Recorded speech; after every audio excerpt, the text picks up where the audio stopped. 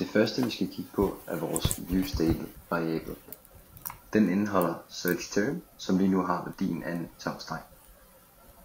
Hvis vi så bevæger os ned i vores inputfelt og kigger på den her linje, så kan vi ligesom se, at vi kan bruge af vores setSearchTerm her. OnChange er en eventhandler, som lytter efter ændringer i inputfeltet, og E er kort for event og indeholder den data, som brugeren skriver. E-target, det refererer ligesom til det her element, som vores bruger det integrerer med. Og value, det er så den nuværende værdi, som der bliver skrevet ind. setSearchTerm, den opdaterer så vores searchTerm med den her nye værdi, som brugeren har indtastet.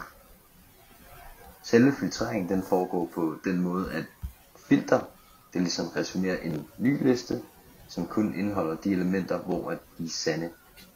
Så hvis kunstværket ikke indeholder noget billede, så bliver det altså valgt fra. Art-funktionen, den bliver så kaldt en gang for hvert art-objekt. På den her linje, der finder vi titlen på kunstværket. Vi gør brug af en optional chaining, for ligesom at undgå fejl. Og så gør vi også bogstaverne små, så det ikke bliver lige så sensitivt, når brugeren skal søge. Og det samme gør vi ligesom på linjen her.